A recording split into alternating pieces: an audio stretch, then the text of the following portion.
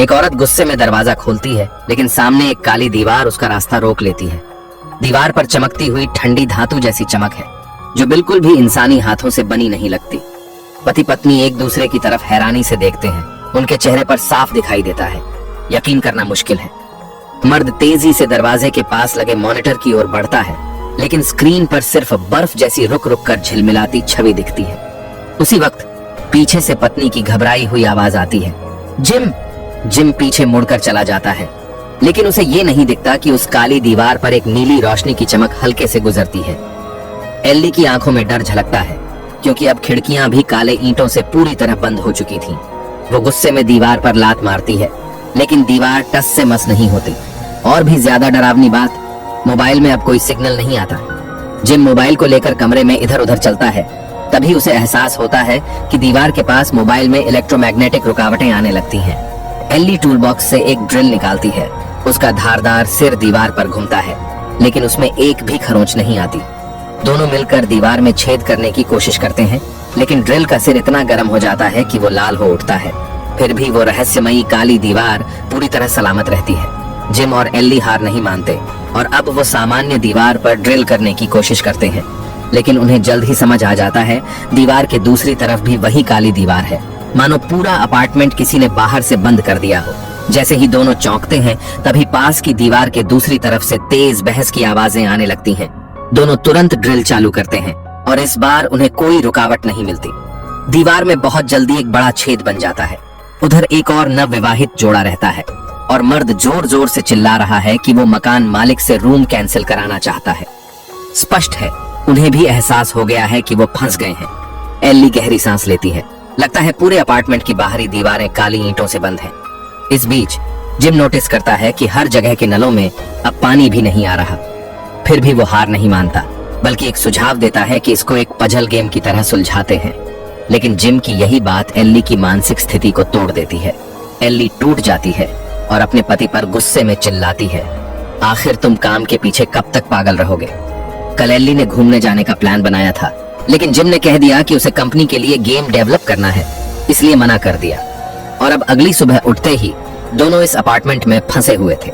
जैसे ही माहौल पूरी तरह ठंडा पड़ गया, जिम की नजर अचानक उस काली दीवार पर पड़ी, जहां एक मेटल ब्लॉक चिपका हुआ था। वो धीरे से दीवार के पास गया और महसूस किया वहां एक जबरदस्त चुंबकीय शक्ति है।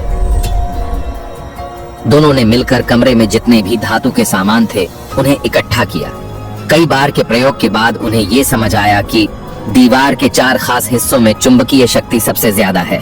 एल्ली ने सोचा कि शायद इससे और कुछ नए पैटर्न मिलेंगे, लेकिन तभी वो देखती है कि सारे मेटल ऑब्जेक्ट्स जोर से कांपने लगते हैं।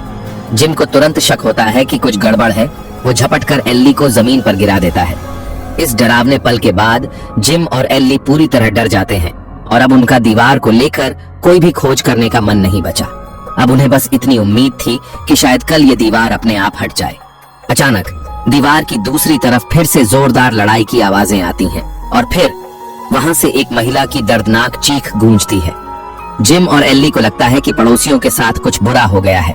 वो तुरंत ड्रिल से दीवार में और बड़ा छेद करते हैं और झटपट दूसरे अपार्टमेंट में घुस जाते हैं। जैसे ही अंदर जाते हैं, उन्हें जमीन पर खून के निशान मिलते हैं। वे उस निशान को फॉलो करते हुए बेडरूम की ओर बढ़ते हैं, जहां महिला पड़ोसी जमीन पर गिरी हुई मिलती है। जैसे ही सभी लोग वहां से निकलने का मन बनाते हैं, तभी पुरुष पड़ोसी अचानक झपट कर आता है और जिम को जमीन पर गिरा देता है। लेकिन संकट की इस घड़ी में एल्ली पेपर स्प्रे निकालती है और जिम को मौका मिल जाता है खड़ा होने का।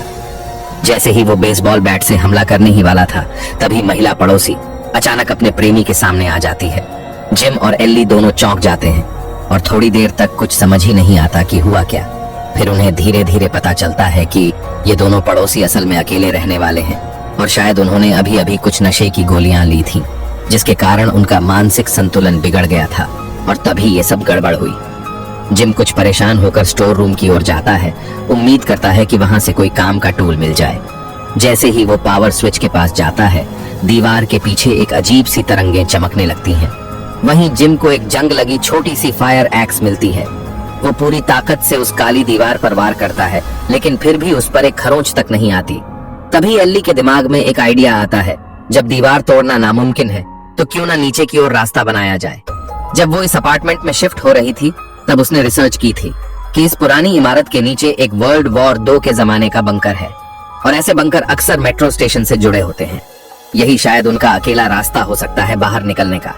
एल्ली की सलाह मानकर जिम फायर एक्स से जमीन तोड़ने की कोशिश करता है। महिला पड़ोसी को यह सब किसी डरावने एस्केप रूम जैसा लग रहा था, जबकि पुरुष पड़ोसी को लगता है कि ये सब मकान मालिक की कोई साजिश है, क्योंकि पूरी बिल्डिंग उसी की प्राइवेट प्रॉपर्टी है। जिम की लगातार मेहनत के बाद आखिरकार जमीन में एक गड्ढा बन जाता है, लेकिन नीचे अंधेरा ही अंधेरा था और आवाज लगाने के बाद भी कोई जवाब नहीं आया। जिम ने बेडशीट को रस्सी की तरह मोड़ा और खुद नीचे उतरने का फैसला किया। जैसे ही वह नीचे जमीन पर उतरा, एक बूढ़ा आदमी अचानक वहां आ जाता है, जिसके हाथ में एक हथियार होता है। वो तुरंत जिम को वहां से दफा होने को कहता है। सब लोग मिलकर उसे समझाते हैं कि वे बस बेसमेंट तक जाना चाहते हैं, लेकिन वो बूढ़ा जरा भी नहीं पिघलता। तभी उस घर से एक युवा लड़की बाहर निकलती है। वो अपने नाना से कहती है कि वो इतने कठोर मत बनो। बूढ़ा आदमी थोड़ी देर सोचता है और फिर ये मानता है कि अपनी पोती को अपने साथ मरने नहीं देना चाहिए। आखिरकार वो एल्ली के भागने की योजना में शामिल होने के लिए राजी हो जाता है, लेकिन तभी जिम की नजर ऊपर छत से गिरे हुए एक स्मोक डिटेक्टर पर जाती है। जब वो उसका टूटा हिस्सा उठाता है तो अंदर उसे एक वी शेप कैमरा छुपा हुआ मिलता है। वो तुरंत बूढ़े आदमी से पूछता है, क्या तुम इस बारे में जानते थे?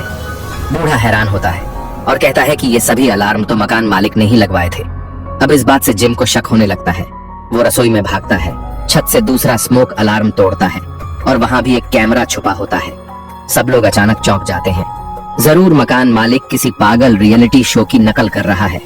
एल्ली को अचानक याद आता है, मकान मालिक तो बगल वाले फ्लैट में ही रहता है, क्यों ना सीधे उसी से जाकर सामना किया जाए।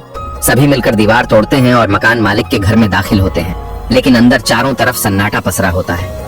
काफी खोजबीन के बाद आखिरकार एक कोने में उन्हें मकान मालिक की लाश मिलती है और हैरानी की बात यह कि उसकी दोनों बाहें गायब होती हैं। जिम उसका मोबाइल उठाता है तो उसमें सिर्फ कुछ ब्लैक वॉल की तस्वीरें ही मिलती हैं। मकान मालिक की रहस्यमयी मौत ने सबको बुरी तरह डरा दिया था। अब तो लोगों को शक होने लगता है कि शायद ये असली दुनिया ही नहीं है। तभी एल्ली को एक अखबार का पन्ना मिलता है जिसमें लिखा है, हैम्बर्ग पोर्ट एरिया में कल भीषण आग लग गई। जिम को अचानक याद आता है, वो कल सड़क पर उस आग को देख चुका है जिसमें इतने धमाके हुए थे कि सेना के हेलीकॉप्टर तक बुला लिए गए थे। सब लोग अभी आपस में बहस ही कर रहे होते हैं कि अचानक जमीन धसक जाती है। चारों लोग नीचे के फ्लैट में गिर जाते हैं। धूल मिट्टी छंटती है तो एक आदमी धीरे धीरे उनके सामने आता है जो खुद को यूरी बताता है। वो कहता है कि वो यहाँ रहने नहीं आया बल्कि अपने दोस्त जेसन को देखने आया था। जब उसे पता चलता है कि बाकी लोग बंकर के रास्ते भागना चाहते हैं तो यूरी गंभीर होकर एक बिल्कुल अलग नजरिया रखता है। हो सकता है बाहर किसी बायोलॉजिकल डिजास्टर ने हमला कर दिया हो।